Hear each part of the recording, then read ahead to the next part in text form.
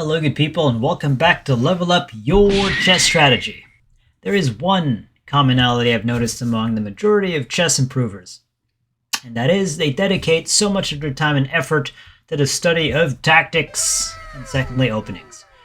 Then comes the realization that tactical puzzles don't often happen in real games. Disappointing.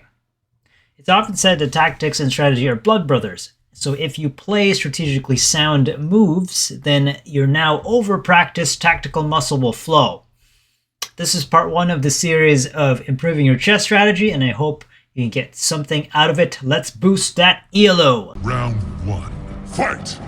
So the strategic concept I'd like to talk about in this video is the advantage in development. Develop quickly, develop quickly, develop quickly. Did I say develop quickly? And so much so that try not to look for tactics in the beginning of the game. Instead, focus on king safety and development of your pieces. In this game, we'll talk about a really old game played in 1857 before Twitch, YouTube, and the internets, between a chess player named Schulten versus Paul Morphy. Anybody who's studied some form of tactical exercise will probably be familiar with Mr. Morphy, probably. And I'd like to show you that while Morphy is known as a tactician, he is also a great strategist. In fact, most of his tactical ideas flow from this understanding, this intuition of strategic competence.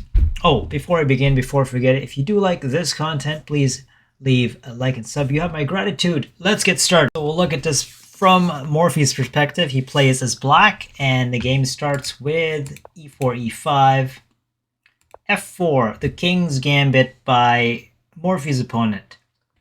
Morphy responds with the Falkbeer counter gambit. Now, I'm not here to kind of show you guys the openings and what to play what, but just here to show the concepts that Morphy employs here, and that is very rapid development. So in this position, f4 is played, and then d5 was played by Morphy. The opponent takes d5, and Morphy actually doesn't take. He advances the pawn that takes over f3 and d3, and then later threatens to capture this pawn. So, knight to c3 by the opponent, a developing move. Knight to f6, defending e4. d3, trying to dissolve the pawn that after takes. You have bishop to d3. Morphy pins with bishop to b4.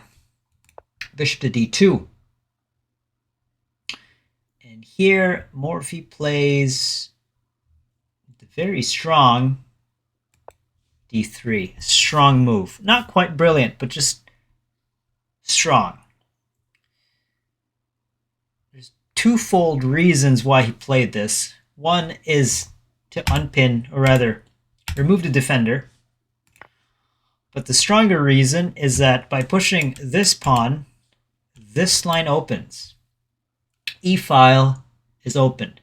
He sacrifices this pawn and sacrifices the second pawn for what we call initiative. And he castles. A strong move again. How many pieces are underdeveloped at the white's kingside camp? All of them. The king is hanging out in the middle and pinned. Bishop to d2. And you know what? Here and currently, white is still okay. White is completely behind in development, but according to the Silicon Monster Stockfish 16, white is okay. And then black takes, bishop to c3, b takes on c3. By removing the knight on c3, it limits the influence of that knight on d5. After takes, rook to e8, check. And as you can already see, white's pawn structure is not that great, but I'm not here to talk about the pawn structure. I'm going to point it out, though. The main issue here is the king in the middle. So bishop to e2. bishop to g4, just to annoy the fact that the king is stuck in the middle, and put another attacker on the pin. And so much so that if you play knight to f3, it simply takes, you can't capture, so you fracture your king side completely. There's weaknesses in the dark squares. All because castle quick. Here, c4. Now, mind you, white can just play king to f2. Looks ridiculous, but not really, because it just takes away the pinned king. And after takes, queen takes, h3, preventing any pokes into position. And white is likely okay here. There's no dark squared bishop. So after here or here, you can tuck the king back. These are positional ideas. This is the romantic era of chess. But in this case, after bishop to g4, c4 was played. And you can kind of understand the way white thinks here. Thinks very materially. And here's c6. And the position is still even, according to the machine. Even because white still has an out. But as you can see for that icon, even though it's even, I also want to point out that this pawn is completely poisoned. White is thinking very in such a material fashion here, and black is just thinking initiative, initiative, initiative. He's willing to give another pawn with capture for activity. After takes, tomato sauce, blunder is spilled. That's a huge blunder. The evaluation just jumps. But more importantly, as you can see, what does it allow? Knight 2, c6. And what does that allow? Knight 2, d4. And why is that bad? Because your king is pinned and in the middle of the board. So after takes here, after an spaghetti-o realization, and you play something like c3, guess what? This pawn is hanging. And this pawn is next. And you can't capture. You can't capture because your king is in the middle. So after takes here, and now white is absolutely losing. King to f1 sidestep, trying to unpin. Panics. But it's too late. And I want you guys to look for now the tactic. You can now apply your puzzle rush tactics because of that really speedy development and then initiative creating moves such as e3 a while ago by black. What is the absolutely crushing tactic here? In this position, Morphy sacrifices the rook. That's a brilliant move. Queen can't take because that's attacked. So knight to e2.